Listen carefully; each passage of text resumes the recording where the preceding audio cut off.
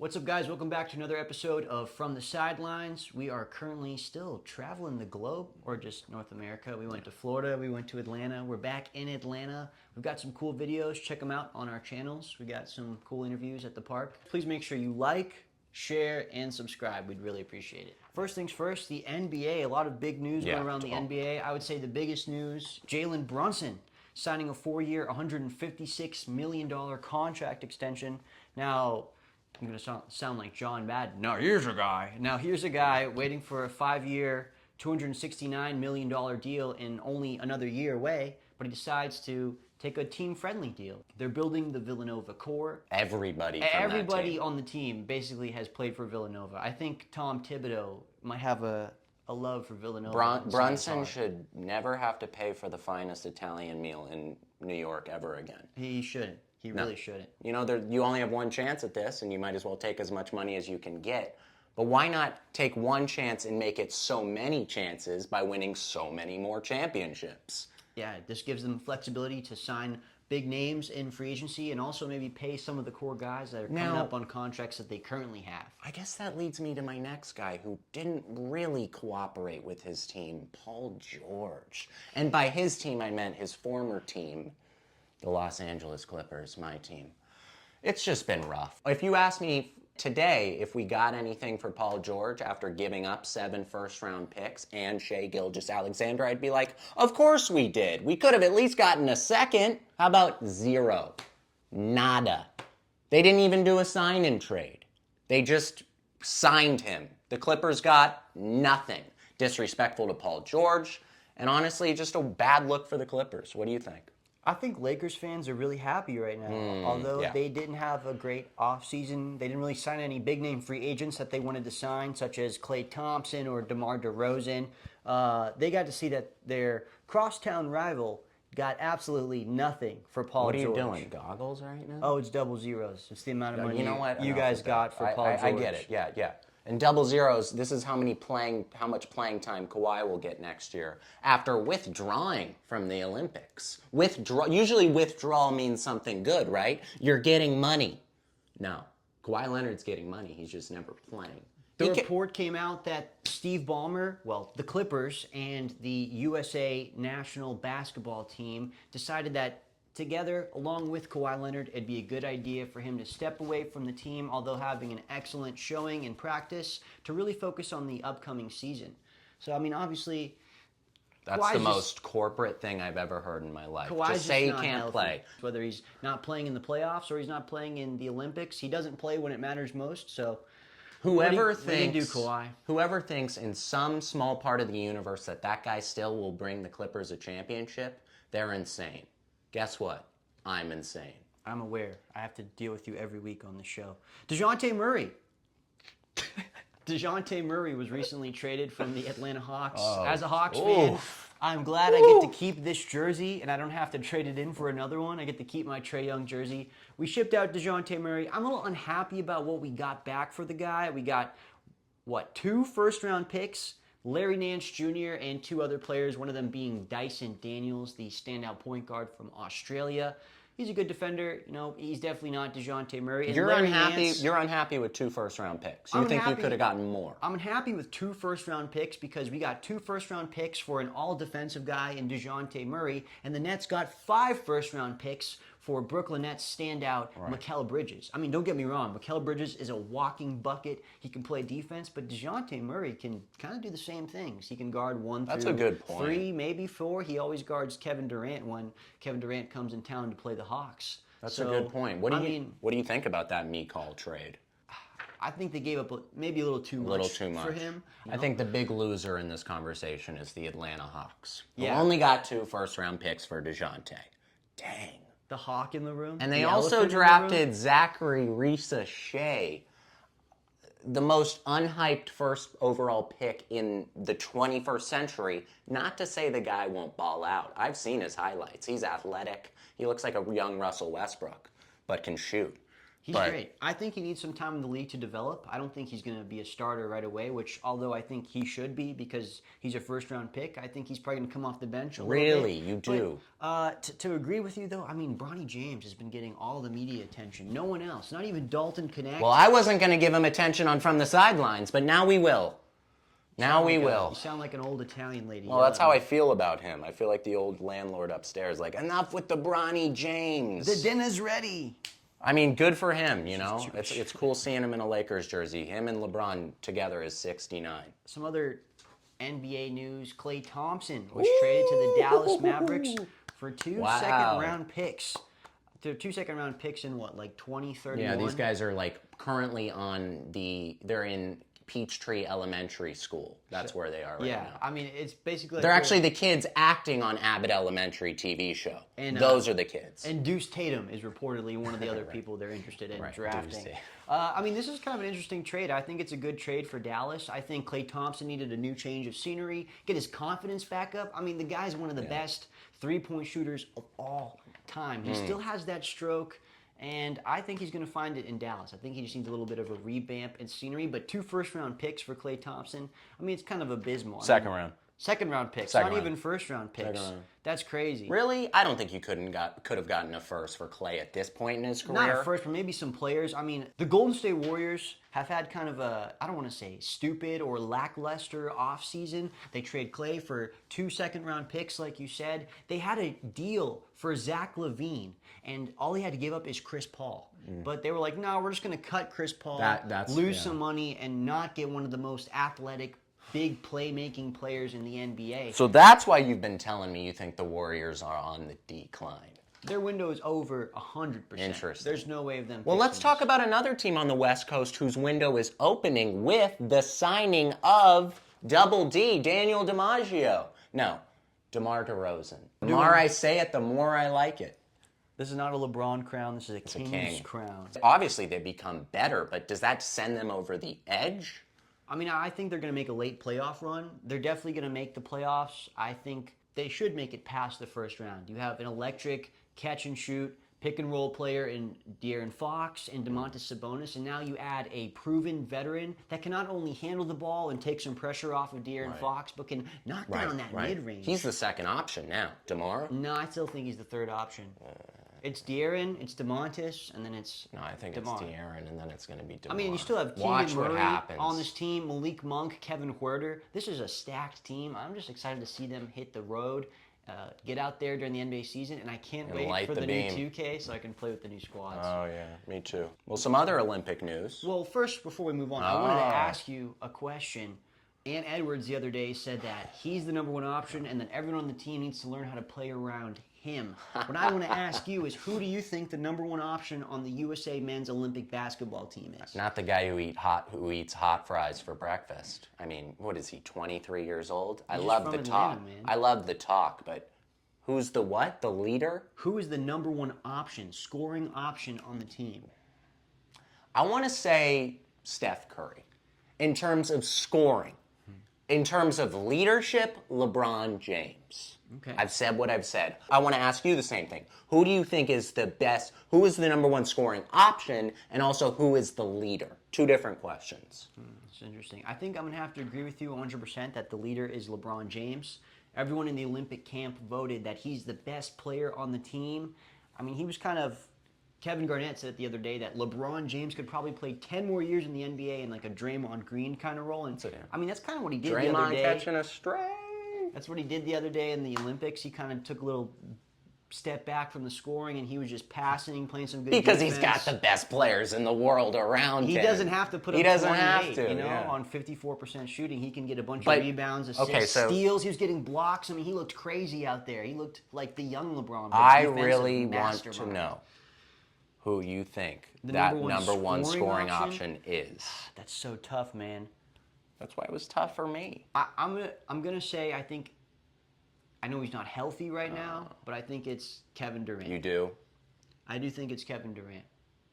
In terms of just can get a bucket, like in crunch time, we're gonna give it to KD, not Steph and his 3-ball.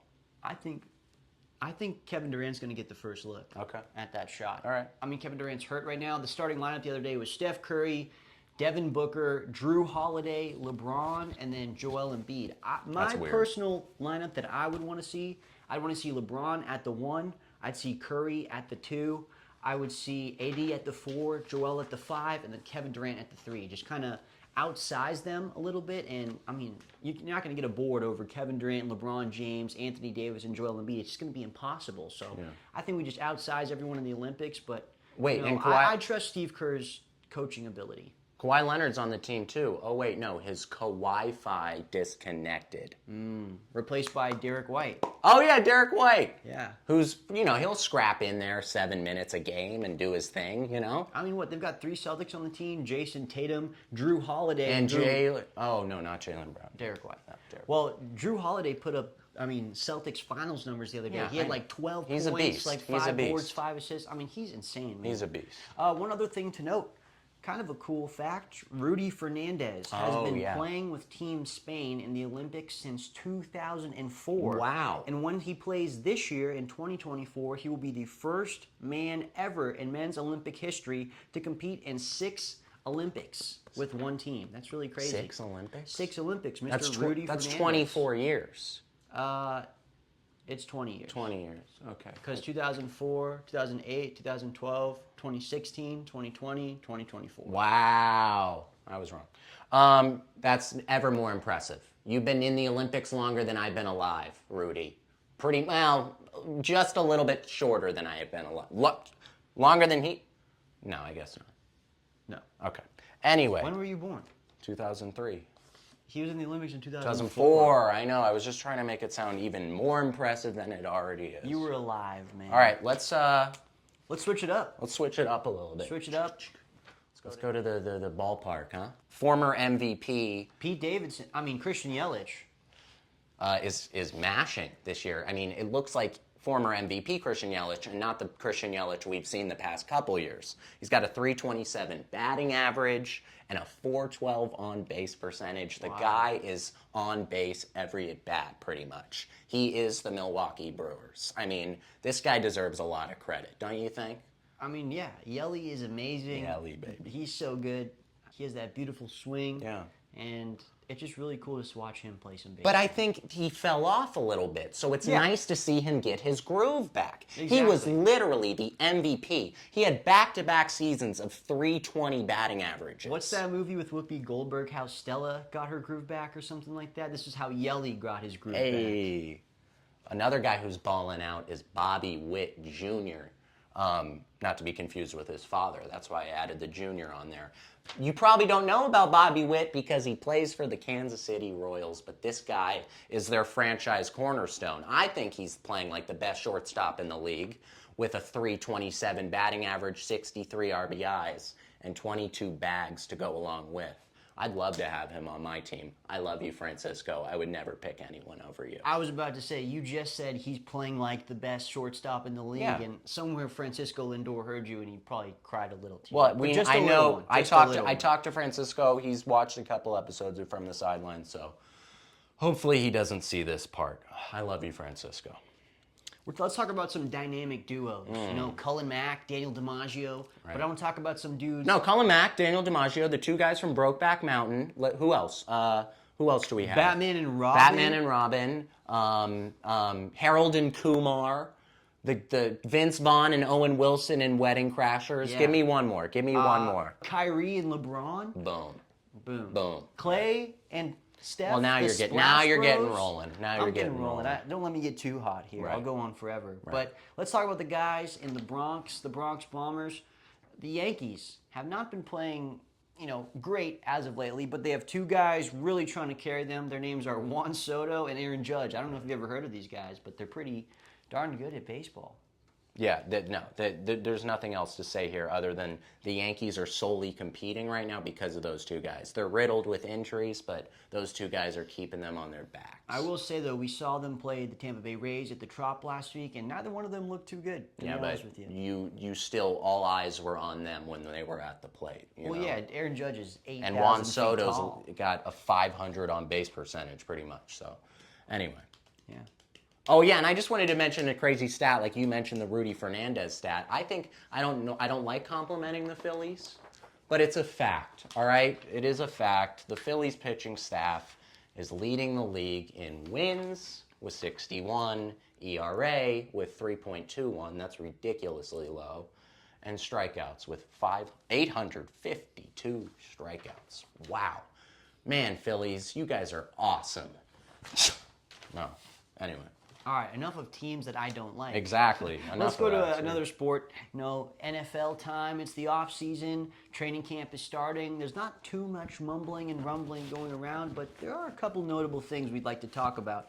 First, I'd like to talk about a couple free agent cornerbacks that they're still unsigned. Yeah. These are some guys that could really make an impact on your team. There's some veterans. I mean, some of these guys, I believe, still have some juice left in the tank, and they could provide some good play and maybe some good information to the young guys of tomorrow. And I really think they could help a competitor. Let's hear them. Let's talk about Justin Simmons. Let's talk about Stephon Gilmore and Xavier Howard. Good player, and they all are secondary players. They're playmakers on the defense. These are guys that can help you win games. Well, I definitely think Simmons and Gilmore will be signed, but I don't know about Howard. But yeah, all three of them are so deserving. Yeah. No, and Gilmore's a great veteran. Howard's still a lockdown corner, and Simmons is in like the twilight of his career. I feel like I think he still has another year. Yeah, no, I agree. I mean, who's to say like a Cincinnati Bengals couldn't sign a Stephon Gilmore or a Justin Simmons, and these guys would be huge pieces to their defense. Okay. Yeah. No, I agree. Where would you want to see those free agents go? Where would you want to see the free agents Justin Simmons. Good question. A team who needs a nice piece or a nice, someone in the secondary. Maybe like the Texans. That would bolster their secondary. I would love to see Justin Simmons go to the Falcons. I think that would be great. They just need one more piece. Well, they still have Bates. They have Jesse Bates, They have right? Jesse Bates. They have A.J. Terrell. They just need one more piece on that defense. That'd be great. And they have a quarterback now, too. So. Stephon Gilmore. I think the Bengals. I think I kind of like that pick. Provide some secondary help over there. And then Xavier Howard. The Raiders! The Raiders! Oh, my God. He should go to the Raiders. That's a good one. Good pick for Xavier Howard. Thank you. All right, well, thank you guys so much for tuning in to this week's episode of From the Sidelines. I'm Cullen Mac. I'm Daniel DiMaggio. Make sure you follow, share, subscribe, and we're going to put out some of our interviews that we did these past 2 weeks. Hope you guys check them out, and also check them out on our Instagram pages. See you later. Peace out, guys. What's up, guys? From the Sidelines, still on the road. We are at the legendary Tropicana Field in St. Pete, Florida.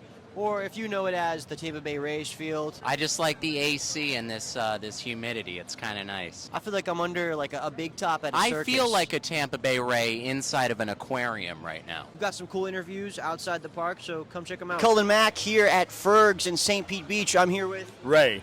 Really nice to meet you. All right, we got a couple questions, Rays-related questions. All right, first one, easy one. We'll start off easy. Who's your favorite Ray of all time? Carl Crawford. Carl Crawford, awesome. That's a great answer. Which notable Rays second baseman won the World Series MVP with the Cubs? Ben Zobrist. Yes, great. Awesome, right on the nose. And I'm your co-host, Daniel DiMaggio, here with Ricky Robinson. Ricky Robinson. Ricky, my question for you is, what fast and flowy-haired center fielder played for both the Rays and the Yankees in the 2000s and 2010s. Another hint, he also has 2 World Series wins. He was a legend for the Yankees, the Red Sox, and he also played a year with the Rays. Here we go. First name, ready? Johnny? Damon. Yes. All right. What's up, guys? I'm Cullen Mac. I'm Daniel DiMaggio. And From the Sidelines has officially hit the road. We are at Truist Park in the legendary Atlanta, Georgia. Right behind us is the Mr. Hank Aaron. What's up, Hank? How you doing, man? He's doing good. I just want to say that I'm in enemy territory right now, and no one has laid a finger on me yet. We've got some fun interviews around the Battery outside of the park, so come check them out with us. Check them out. Here with Cam. Let's start with prime time, baby. Deion Sanders or Matt Ryan. My dad would say Deion, so I'll go Matt Ryan. Oh, so you're going against Pops. Yeah, okay. I'll go Okay, so we're sticking with Matt Ryan. Matt Ryan or Freddie Freeman? Oh, Matt Ryan. Matt Ryan or Julio Jones? There you go. I'll go Julio. Okay, Julio Jones or Chipper Jones? Julio. Julio Jones or Hank Aaron? I go Julio. You go Julio. This Yeah. man loves Julio. Yeah, I love Julio. I mean, Yeah. he was I'm unbeatable Falcons in is his my number prime. one team. Yeah. Okay. Well, then this is my last question for you. We'll really see how much you love Julio. Yeah. Julio. I know Michael Mike Vick. Yeah, I gotta go Vic. Oh, okay, all right. I'm here with Mac. Max, I'm going to ask you 3 questions. First question, I just want to know who's your favorite Braves player of all time? Ronald Acuna. Great answer. My next question, who do you hate more, the Mets or the Phillies? Phillies. The Phillies. Great. I hate the Phillies. Bryce Harper, can we get a thumbs down for Bryce Harper? Yeah. Now, a sports trivia question. Who has the most strikeouts in Braves history? I don't know. Okay, the answer is John Smoltz.